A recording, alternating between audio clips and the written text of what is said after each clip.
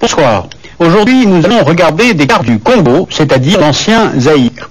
Voilà plusieurs années que ce pays est en guerre, l'enjeu n'est pas idéologique, il porte plutôt sur les richesses naturelles.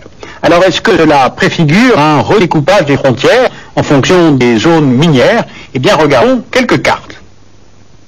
La République démocratique du Congo est en Afrique centrale sur la ligne de l'équateur. Le pays fait 2 345 000 km², soit 76 fois la Belgique, l'ancienne puissance coloniale. L'État le plus vaste du continent africain après le Soudan et l'Algérie.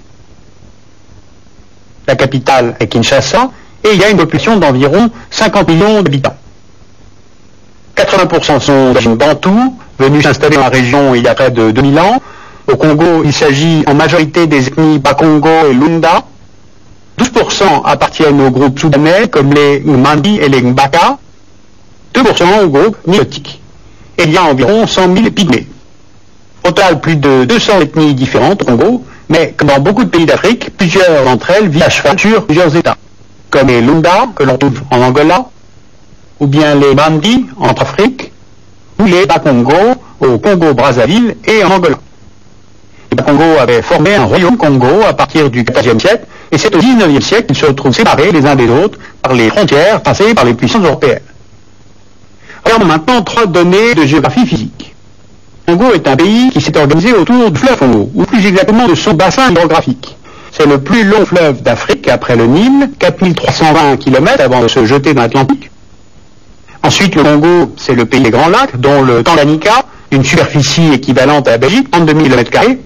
Et puis, presque la moitié de ce pays est couvert par une forêt tropicale dense aux essences recherchées, comme les bènes ou le sipo. Alors tout cela rend difficile la circulation à l'intérieur du territoire congolais.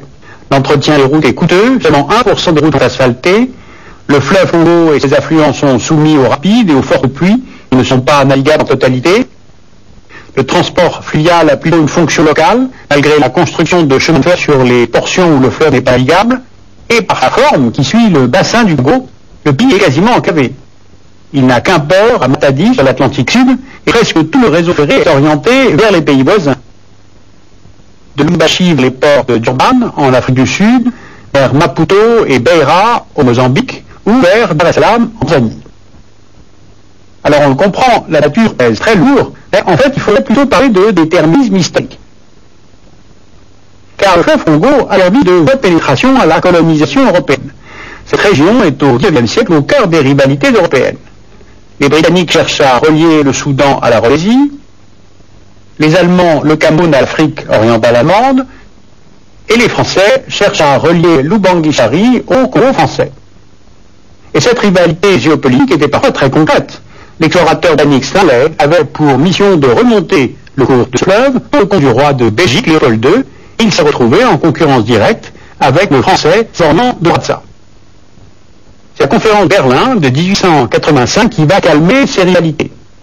Le bassin du Congo n'est pas attribué à la Belgique, car le Parlement ne veut pas entendre parler de cette aventure coloniale, mais au roi des Belges, Léopold II.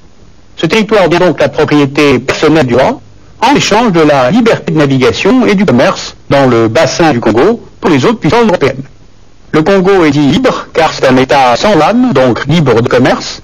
Or, comme il ne peut fonctionner sans recettes douanières ni taxes, le développement du pays est fait par et pour les compagnies européennes sous forme d'investissement ou de commission. D'autant que le pays est riche en ressources naturelles et la liste est longue. Les bois précieux, puisqu'on est en forêt équatoriale, le cuivre, le cobalt, le plomb, le manganèse, le zinc, le tin, l'uranium dans le Katanga, l'or dans le Haut-Congo et le Kivu, les diamants dans le sud du Kasai, le niobium dans l'est du Kivu. À cela s'ajoute encore la mise en route des plantations de café, d'EBA ou de canne à sucre. On voit aussi que le réseau de transport est tourné vers l'extérieur, vers l'exportation. L'aménagement du territoire est fait pour l'exploitation des ressources et leur évacuation, non pas pour créer un lien entre les diverses parties du pays, et encore moins pour fabriquer une identité nationale. Mais l'unité du Congo n'était de toute façon simple à parachever. Du fait même des intérêts des compagnies minières, des richesses disponibles, de la forêt, des populations diverses du pays ou simplement l'immensité du territoire. Les mouvements indépendantistes des années 50-60 fondent leur indépendance sur l'idée nationale, sauf que la nation n'existe pas. Les partis congolais indépendantistes, qui sont d'ailleurs à forte base ethnique, s'opposent sur la forme physique du futur Congo.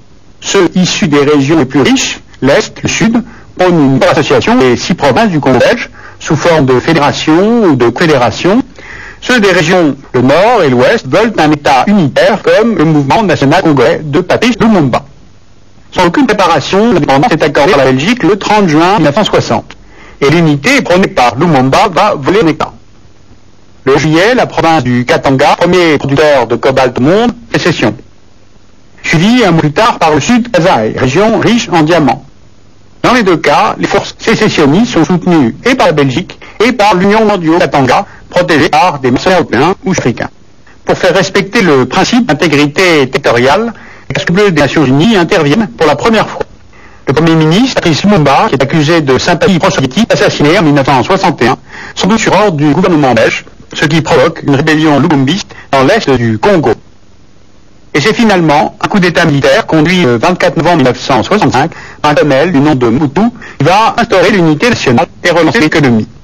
Mobutu est le premier à mettre en place des infrastructures nationales pour relier le Katanga à Kinshasa et le port de Matadi par voie ferrée et lui fournir de l'électricité grâce à la ligne à haute tension qui relie sur 1800 km le barrage Vinga à Kolwezi. C'est donc paradoxalement par un coup de force que l'unité du Congo va pouvoir se faire. Pendant plus de 30 ans, Mobutu va s'efforcer de donner une identité nationale aux Congolais, avec fidélité au passé africain, d'où cette africanisation des noms de villes et pays qui est rebaptisé Zaïre en 1971. Mais sous son règne vont être initiés aussi des projets ruineux, une gigantesque corruption, le clientélisme, la contrebande sur les ressources naturelles. Lorsque Mobutu est chassé du pouvoir en 1997 par Laurent Kabila, qui était son opposant de toujours, l'unité du pays va se fissurer sous les tensions ethniques et les pressions étrangères. Le Congo redevient cœur d'un conflit, le territoire est occupé par les troupes étrangères et les ressources pillées. Alors vous le voyez, l'histoire de ce pays, son immensité, sa difficile viabilité, tend à démontrer que ses frontières, tracées à la conférence de Berlin de 1885, confirmées à l'indépendance de 1960, et maintenues aujourd'hui par l'OUA, l'Organisation de l'Unité africaine, ne correspondent pas à une réalité géographique, ethnique et culturelle, même si de nouvelles frontières se dessinaient actuellement en fonction des intérêts économiques. Alors la semaine prochaine, nous analyserons la réalité géopolitique du conflit actuel au Congo.